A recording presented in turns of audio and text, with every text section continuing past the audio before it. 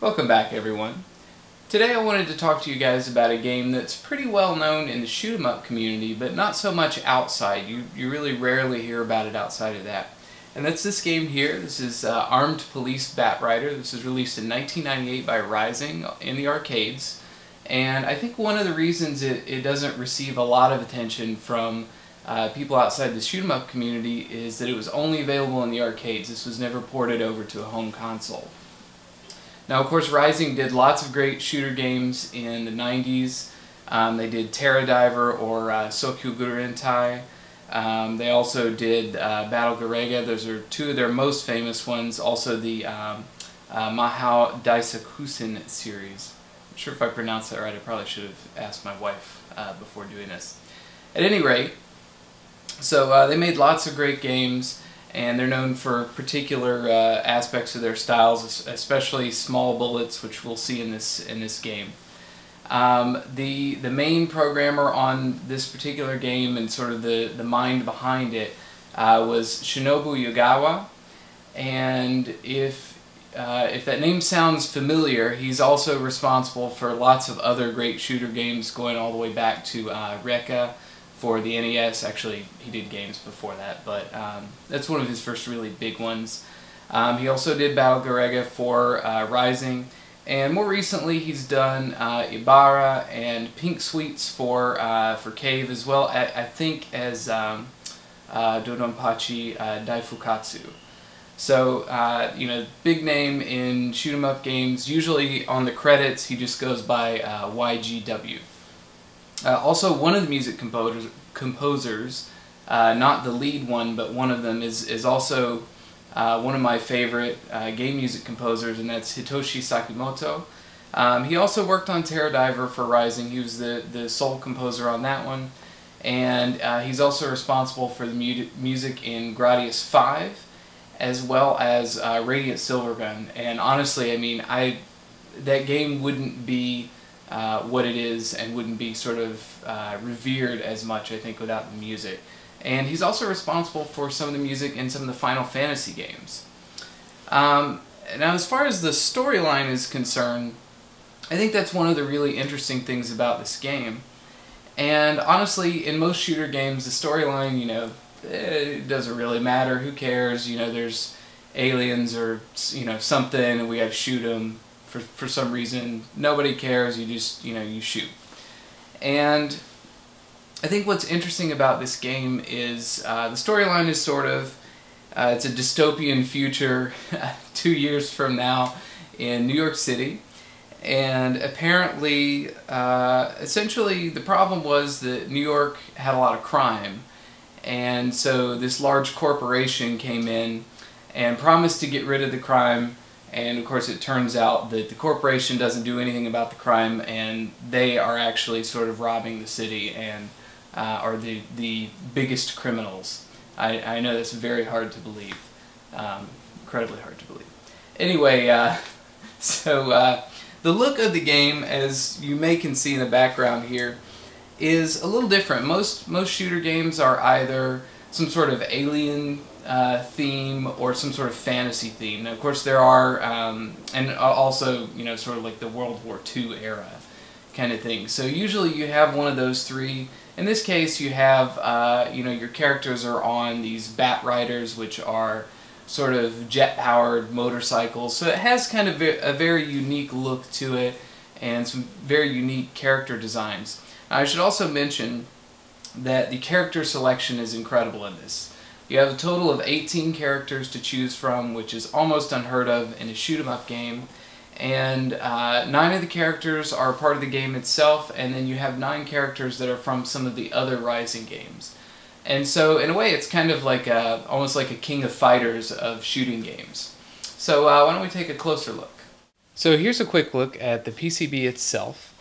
And for those of you who have seen arcade PCBs before, this is probably nothing new to you. This looks like a pretty standard PCB from the late 90s. Somewhat similar to, well, really anything. The cave PCBs, they all look pretty much the same. So anyway, if you take a closer look, you can see where it says Raizing there, or Raizing, which is the company that still exists that publishes games. Unfortunately, Raizing does not. Now, really, there's not much to show you on here, I guess, except for there's the JAMA connector on the bottom. You've got your dip switches here, which allows you to change the settings to different things for the games. You can set it on free play, you can change difficulties, those sorts of things. And the other thing, whoops, of course, is the volume pot here. And honestly, that's really all there is to do on the board itself.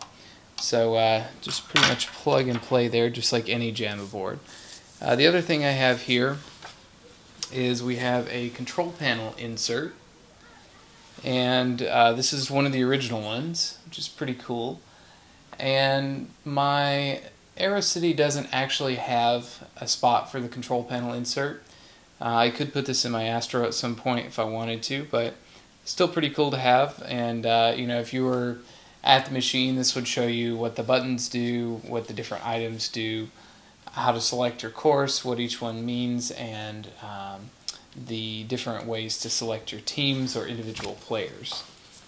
The last thing I have here is the operator's manual, and to be perfectly honest, it's not really much of a manual. It's just one sheet, and on the front we have just sort of how the buttons work and the JAMA connection, which is the same as any standard JAMA connection. And then on the back, this is actually useful. On the back side here we have the dip switch settings. So for our three dip switch groups there, we can turn different ones on and off, and that'll change different settings in the game. Now, for those of you who don't have access to the actual PCB, and this one can be quite expensive, you can play this in MAME, but I would probably recommend, I'm not an expert with MAME, I don't really use it all that much, but if you go over to maybe the Shmups forum, they could probably help you with, sort of setting all that up, because I do know that in the standard version of MAME that there are a couple of frames of lag on the control input, and for games like this sometimes that can become somewhat of a problem. So, but I think I think there's a special shmup MAME that they've come up with just for shmups, and so that'll get rid of that control lag, and should be fine. So if you guys have questions about that, definitely go check out the Shmups forum, see if some of those guys can help you. So let's take a look at the gameplay. Here we have a look at a little bit of the attract screen gameplay. And as you can see, this can be played with 2 players, and it could be a lot of fun. The only downside is that the screen can get really busy with 2 players on screen. And as far as I can tell, there's no slowdown caused by having a second player, so things can get really hectic. Now, the other thing you're going to notice in this attract gameplay here is that you notice a lot of exploding ships here and there. And I will say that you should get used to seeing this when you first start playing this game, because it is very difficult.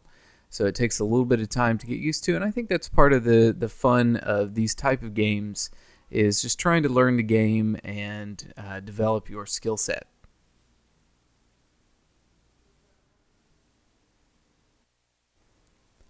And of course, also along with the attract gameplay, we have a little bit of sort of a storyline opening here. And you'll see all of your characters on there, Batrider, sort of flying in to save the day.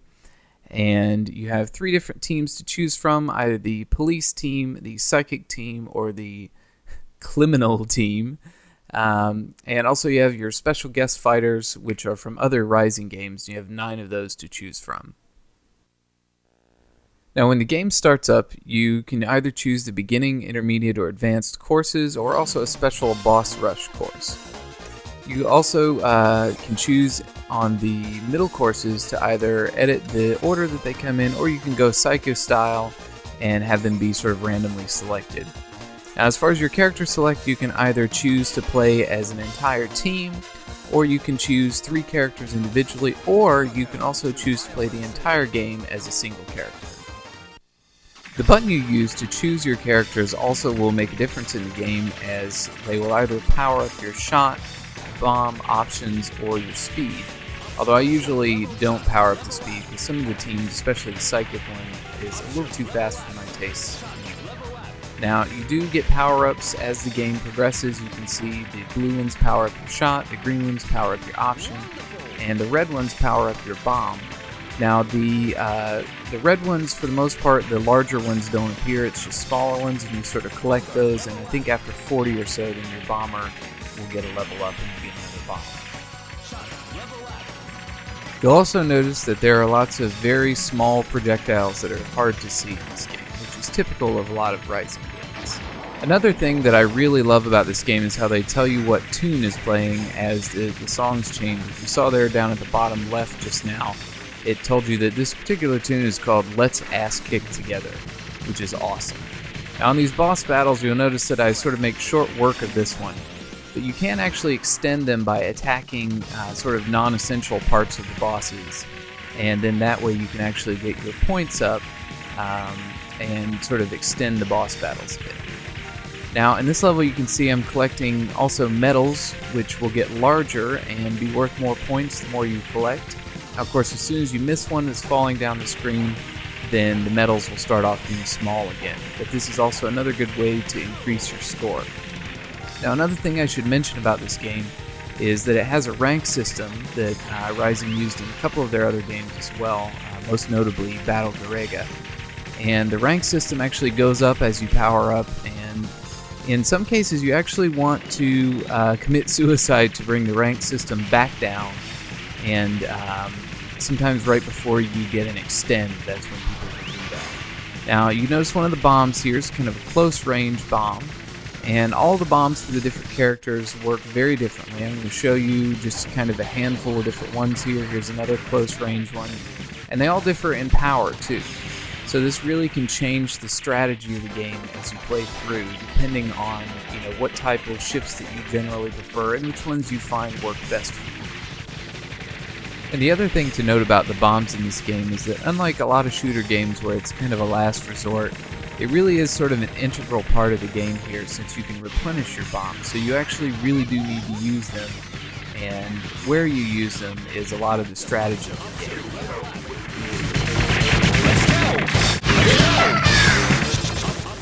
Now, also, if you choose one of the Batrider characters, you can use the third button to rotate your options, and you can see me doing that here. And that's just a holdover from the Batrider game, and that can add a nice other sort of layer of depth of this if you want to choose one of those characters. And I should also mention that depending on which characters you choose, different bosses will appear. There are actually a lot of secret bosses in this game, and depending on your character selection, you'll have any number of different bosses that will show up at the end of levels. So you may end up fighting more than one boss at the end of each level. One of the other cool things that I think differentiates this game from a lot of shooter games is that the boss attack patterns are not exactly the same every time you play. So this adds a lot of replayability and also kind of keeps you on edge during those boss battles. Shot, up, sir. Special overlap.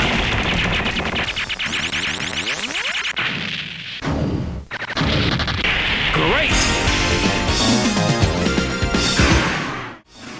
Now, here's a little bit of footage from the sewer level, and for the most part, in most of this footage that you see, I've chosen to power up my shot, but in this case I chose to power up the option, and I want to show you a little bit of footage of that. And you can see here that my option shots are actually much larger and much more powerful than they would be normally. And this can be of sort of a strategic choice, and especially if you're using one of the ships that has a homing shot for the options.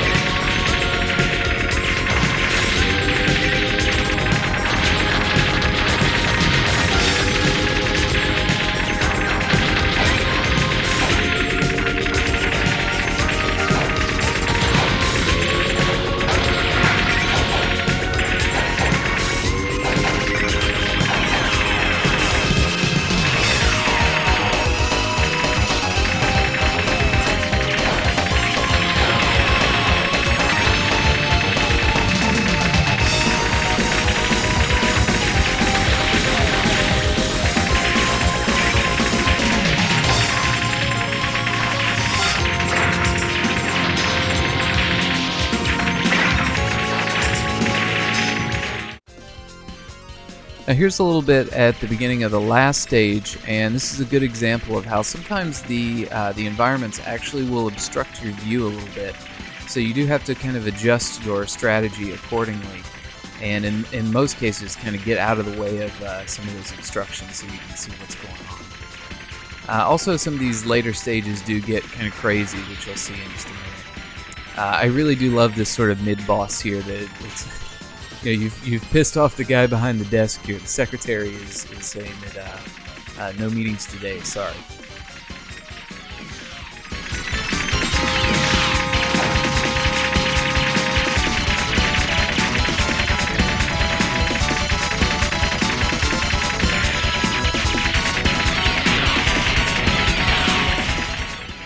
I neglected to mention that also if you don't hold the shot button down, you get what's called the aura that builds in front of your ship, and that can be used to take out enemies. And in this particular section here, I'm really not doing myself any favors, and I'm going to show you how not to play it. You see all these green tubes, and if they don't fire at you, but if you do shoot them, they explode and release bullets, and can make this section very difficult. So the ideal way is to actually use your aura to take out all these enemies, although you have to come in really close to them in order to take them out.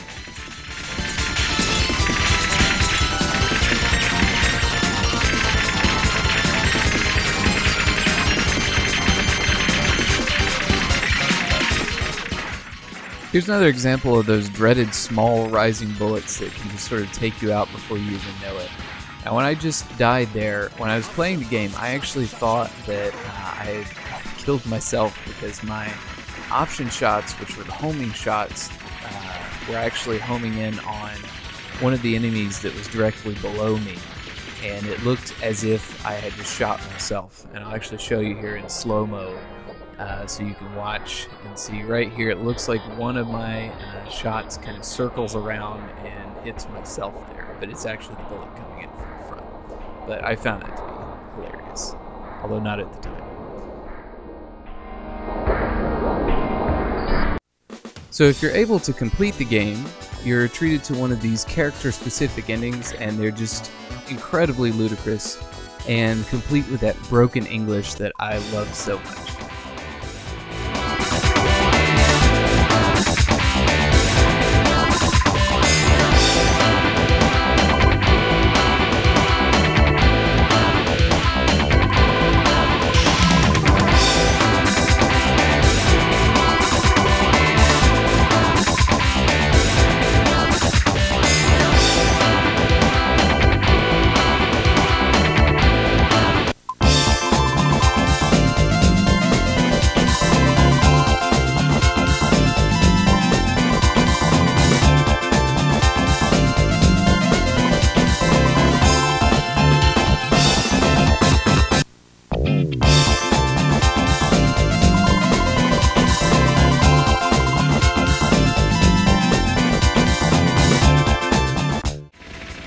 So if you're ever able to play this game, definitely do it.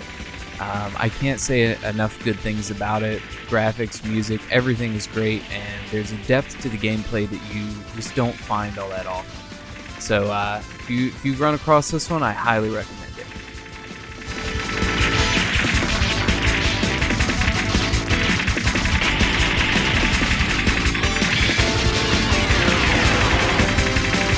Extend. Good.